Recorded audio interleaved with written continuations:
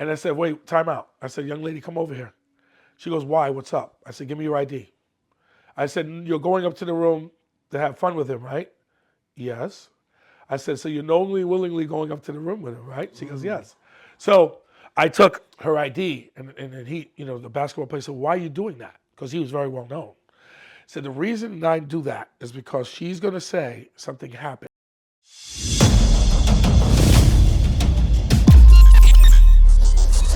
It was, I don't know, somebody high status or a celebrity that you were outside the room and you were a girl. You took a girl's ID for and Oh, this is a long time ago. yeah, I see you bring up a lot of these things that people don't really know about. That I really don't talk about. right. There was a basketball player played for the Lakers. I don't want to name his name. Okay. And his brother. They were hanging out. We were at a function in L.A. I was doing some investigation work, and I told him, "Listen, what is your brother doing?" He said he's going up to the room with this girl, and I said, "Wait, time out." I said, "Young lady, come over here." She goes, "Why? What's up?" I said, "Give me your ID."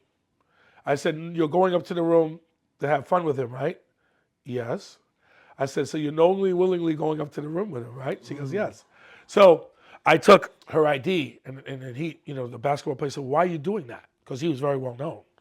Said, the reason I do that is because she's going to say something happened in that room. Remember who you are and who he is. If things may go well, he may have a great time with her. Maybe they'll hook up, they'll be friends. Maybe he'll have more great times with her. But don't take any chances right now.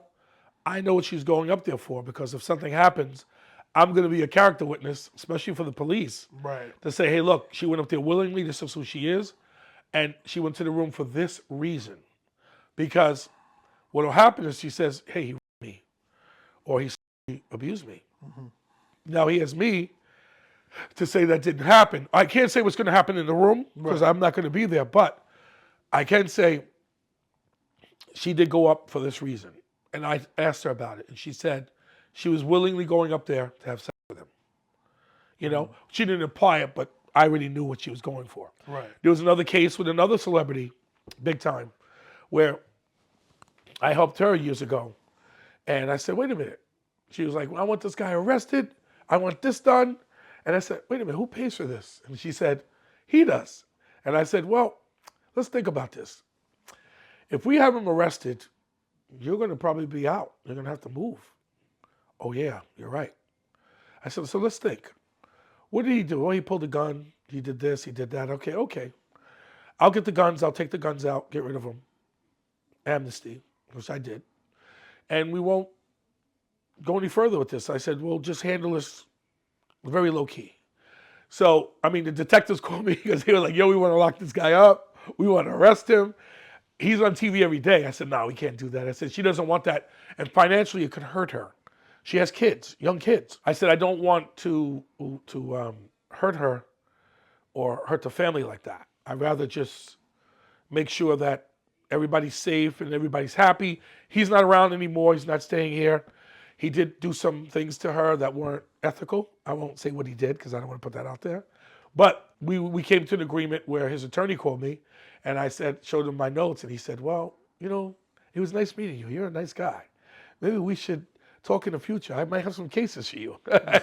And then, I said to her, it was nice of her because she said, I really should have listened. I'm glad I listened to you because for the 2 weeks that you were here, because I provided protection for her and everything else, she goes, you were really smart in what you told me. And I said, look, sometimes you got to think about things. If it's something really serious where he hurt you, that would be a different story. But he didn't really hurt you.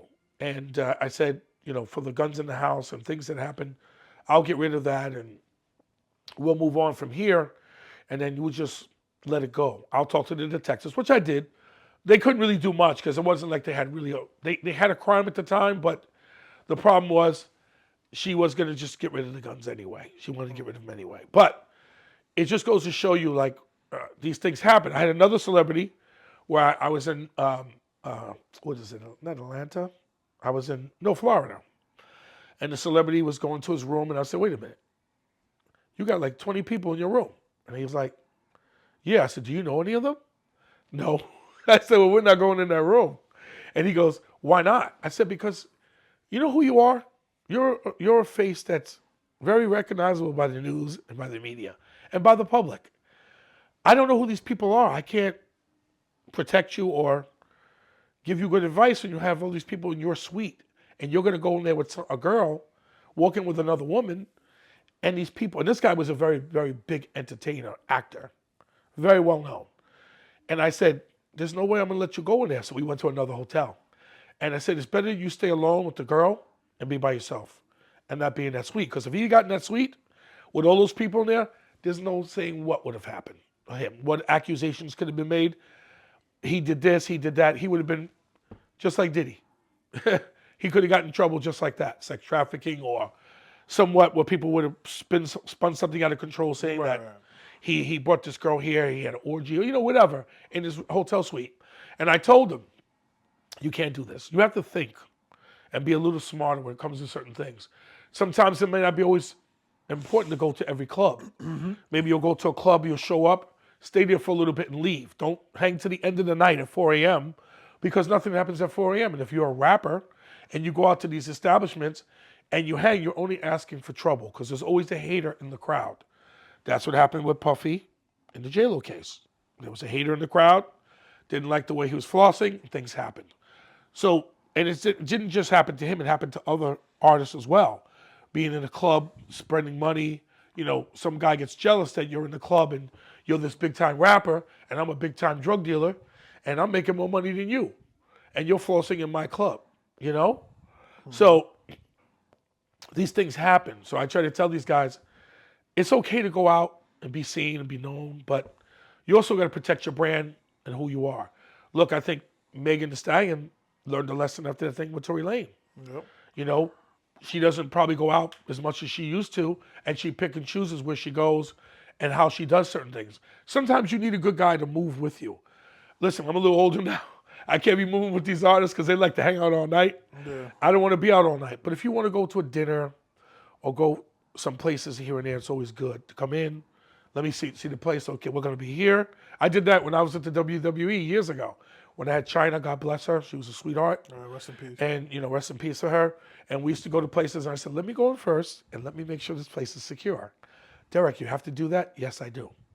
Because you're the talent and I'm the guy who's protecting you and watching you. Went in, got us a place in the corner.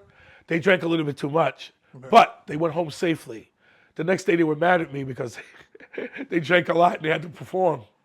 And they were looking at me with the evil eye like, guys, I was only there to help you. And one of the wrestlers I was with, I told them too, I said, listen, before we go in here, don't beat anybody up because I know how you are. Yeah. You get a little angry. I said, you get a little angry, so I don't want you to beat up one of these customers. I want to go in, have a good time. I'm going to be watching, and then we're going to leave. When I say we leave, we leave. Yes, Derrick, whatever you say. Right. But going back to the thing about, I think, the basketball player, if the girl didn't have ID, what would you done? She would not have gone to the room? Or? I would have tried to take a picture of her. Okay. You know why? Because my story was I told his brother who played for the Lakers and he was a really big superstar. I said, I'm just looking to protect you, man. Yeah. I said, I was here. It wasn't like I was getting paid from him anyway. I was just working somewhere else doing something else where I just happened to be in the middle of that and we were all talking.